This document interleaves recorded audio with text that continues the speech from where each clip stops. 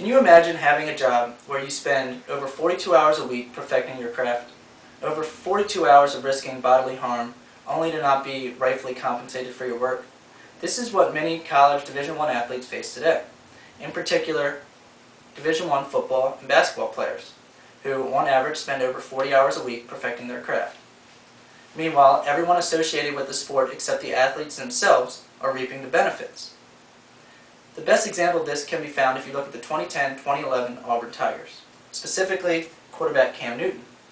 Newton transferred to Auburn and single-handedly earned millions of dollars for the athletic program and walked away with nothing. Now, when the NCAA is asked about compensating their athletes, they normally respond with one or two generic comments.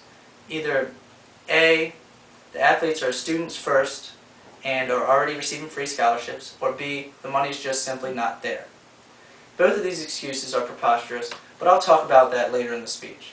For now, let's focus on that 2010-2011 team and see just how much money Cam Newton should have been partially entitled to. When Newton transferred to Auburn, they were coming off a very mediocre season, finishing with an 8-5 record. Now, before you knew it, they were 10-0 and right in the middle of national title talk. Now, Ken Belson wrote, if Auburn was to reach the national title, then they could bring in anywhere from $1.925 million in extra money. Well, Auburn did reach the national title, and they defeated the Oregon Ducks 22-19, which raises the question to me, where did that $1.925 million go? Did it go towards the contract of then head coach Gene Chizik, which was set to pay him $3.5 million annually? Maybe, but we know that didn't go to Cam Newton. What about the money that the school almost certainly brought in from Cam Newton winning the Heisman? In the same article, Ken Belson wrote, tens of thousands of dollars of additional royalties could be brought to Auburn if Newton was to win the Heisman. So, certainly there's some type of system in place that allows for Newton to profit off of winning the most prestigious award in college football, right? Wrong. What about the athletic apparel sold by Auburn? The athletic apparel with number 2 printed on it. I mean, just the shirts alone would go for $25 a piece. Now, these colleges and the NCAA, they're not stupid. They don't write Newton on the back, but let's be reasonable. They write number 2. Cam Newton wore number 2. They're making money off marketing Cam Newton's name, and he's not earning a dime. Now, the NCAA gives some bogus excuses of why they do this, why they don't compensate their athletes. So let's look into this. The NCAA claims that these athletes are not only athletes, but students first. And if that's the case, then why do these athletes fail to graduate at such an alarming rate? It's not that they're too stupid to learn the material, it's that they don't have enough time.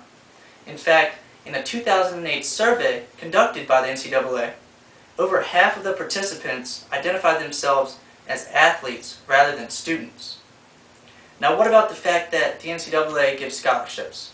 Well, in an article written by Jay Cooper, these scholarships were found that the athletes don't have the freedom to choose their major if the classes conflict with practice schedules.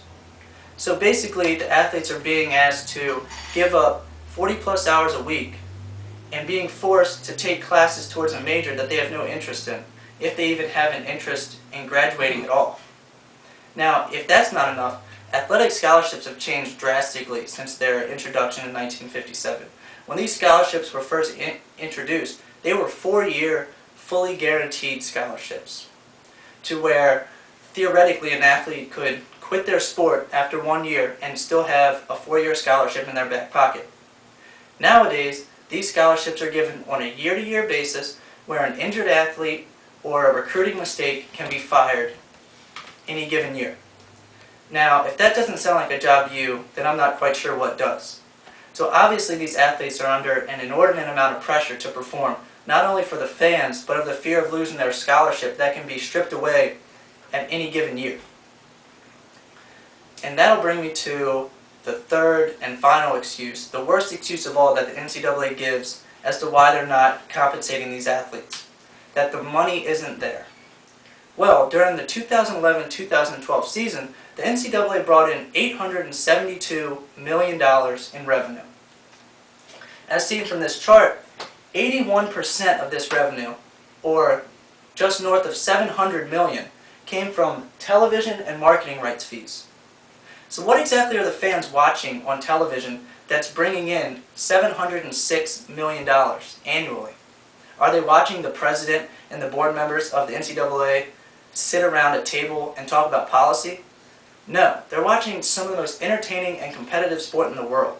They're watching as Johnny Football Manziel becomes the very first freshman to ever win the Heisman Trophy. They're watching as Cam Newton transfers from a little-known junior college in Texas to Auburn University, leads his team to a 14-0 record, a national championship, and wins the most prestigious award in all of college football, the Heisman Trophy.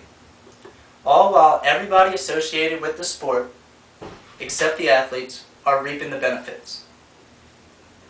So, in the end, no one's clamoring for the cheerleaders or the wrestlers to be compensated because, simply put, they don't bring revenue like the larger sports and the larger names in the football and basketball teams. The teams that do bring in the large amounts of revenue deserve to be generously compensated. After all, that's capitalism at its finest.